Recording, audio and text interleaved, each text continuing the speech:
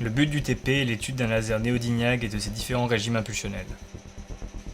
Le milieu amplificateur est un cristal de YAG, c'est-à-dire un grenat d'yttrium et d'aluminium, dopé par des ions néodynes.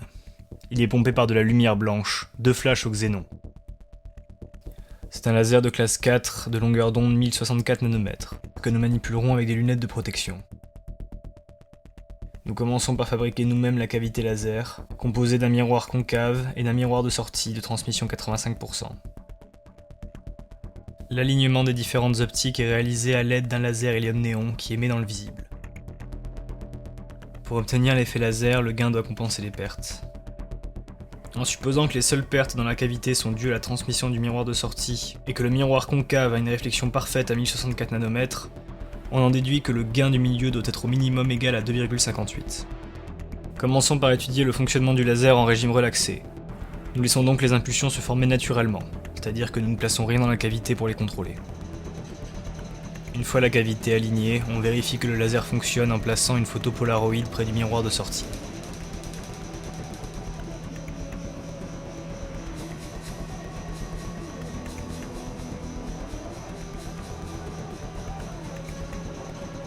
Une photodiode à avalanche est placée près du milieu amplificateur. Elle nous permet de visualiser les flashs ainsi que les impulsions laser. On mesure la durée du flash par rapport à sa largeur à mi-hauteur. On estime cette largeur à 90 microsecondes. La durée des impulsions laser occupe à peu près la moitié de l'impulsion flash, 50 microsecondes. Ce retard s'explique par le fait que les impulsions laser ne démarrent qu'une fois que le gain est supérieur aux pertes. Ainsi, durant la première moitié de la durée du flash, les impulsions sont absentes car le gain n'est pas encore suffisant.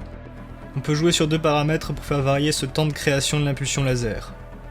Lorsqu'on augmente la puissance de pompe, l'inversion de population atteint plus rapidement sa valeur de seuil. Donc le temps de création de l'impulsion laser diminue.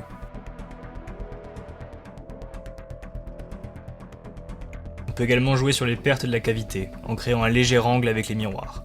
Il faut plus de gains pour les compenser, et donc le temps de création de l'impulsion laser est plus long.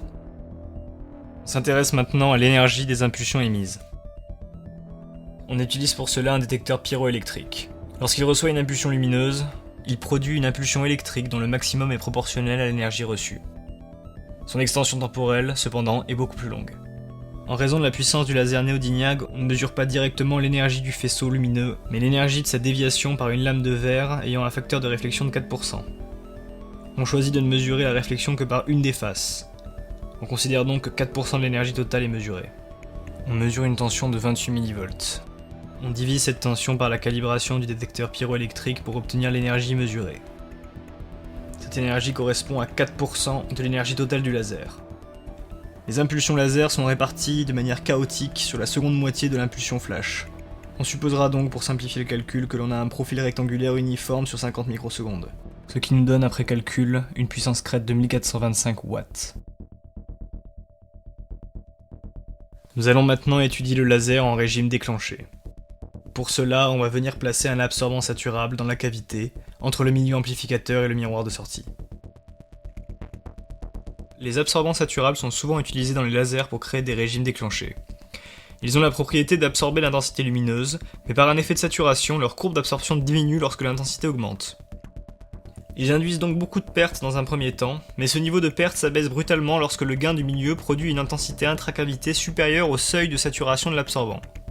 Le gain est alors beaucoup plus fort que les pertes pendant un temps, et une impulsion de grande puissance est générée. La génération de cette impulsion fait chuter le gain du milieu, et l'intensité intracavité retombe sous le seuil de l'absorbant saturable. On crée donc un mécanisme cyclique produisant périodiquement des impulsions très énergétiques. On dispose de 2 absorbants saturables que l'on va pouvoir tester. Le laser est toujours en régime relaxé et on va venir placer une lentille près du miroir de sortie. On mesure toujours l'énergie avec le détecteur pyroélectrique, et on va ainsi pouvoir mesurer les propriétés des absorbants pour 2 positions. Une première proche de la lentille, une deuxième proche de son foyer. Proche du foyer de la lentille, le rayon est plus focalisé, et donc l'intensité lumineuse est plus importante. On remarque bien dans les 2 cas que le facteur de transmission augmente avec l'intensité. On note également que c'est l'absorbant saturable 1 qui est le plus absorbant. Une fois l'absorbant placé dans la cavité, on observe à nouveau le signal émis par la photodiode. On voit immédiatement l'effet du régime déclenché. Les pics sont moins nombreux, régulièrement espacés et beaucoup plus intenses. On remarque que le signal obtenu avec l'absorbant 2 comporte plus de pics. Ce dernier est moins absorbant, il sature donc plus vite, et plus d'impulsions sont générées pendant une même période. Cependant, la puissance crête de ces impulsions est plus faible. On utilisera donc l'absorbant numéro 1. Celui-ci produit 3 pics sur la période d'un flash. On mesure la largeur à mi-hauteur de ces pics, que l'on estime à 38 nanosecondes.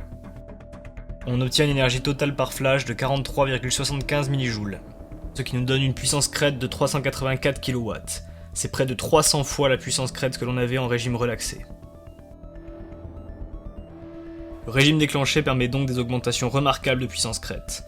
Cette propriété est particulièrement intéressante pour les phénomènes dont l'efficacité dépend de la valeur de la puissance crête. C'est le cas par exemple du doublement de fréquence, que l'on va étudier maintenant. Ce doublement de fréquence est réalisé à l'aide d'un cristal de KDP placé à l'extérieur de la cavité. Après le cristal, le faisceau est réfléchi par 2 miroirs dichroïques, servant à séparer le signal à 1064 nanomètres du signal à 532, avant d'être envoyé sur le détecteur pyroélectrique.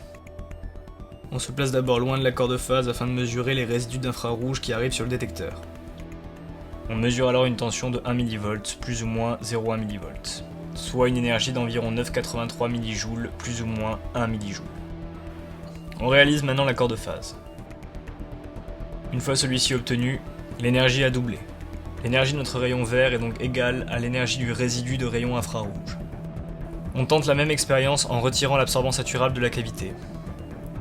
On ne constate alors aucune différence sur le détecteur avec et sans accord de phase. L'énergie de notre impulsion à 532 nanomètres se perd dans le bruit de mesure.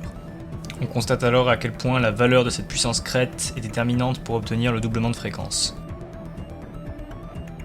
La dernière partie de notre étude va porter sur les battements de mode. Plusieurs modes longitudinaux peuvent coexister dans la cavité laser, du moment que leur fréquence est proportionnelle à C sur 2L. C est la vitesse de la lumière, et L, la longueur de la cavité laser. Le signal que l'on observe ici est l'un des 3 pics de l'impulsion laser du régime déclenché. On observe une modulation qui n'est autre qu'un système de franges temporelles liées aux interférences des différents modes coexistant dans la cavité. L'impulsion mesurée ici a une largeur à mi-hauteur de 36 plus ou moins 4 nanosecondes. On compte 6 franges dans cet intervalle, soit une interfrange d'environ 6 nanosecondes. La longueur de notre cavité étant de 90 cm, on peut calculer la valeur de 2L sur C, qui vaut approximativement 6 nanosecondes. Les deux mesures sont donc cohérentes. On va tenter de rendre notre laser monomode en introduisant un filtre de fréquence à l'intérieur de la cavité. Pour cela, on va venir placer la lame de verre près du miroir de sortie. Cette dernière fait maintenant office de sortie de la cavité laser, et elle forme avec le miroir un Fabry-Perot. Si le Fabry-Perot est correctement aligné, on observe un lissage de l'impulsion dû à la disparition des interférences, et donc à la disparition des différentes fréquences coexistant dans la cavité laser.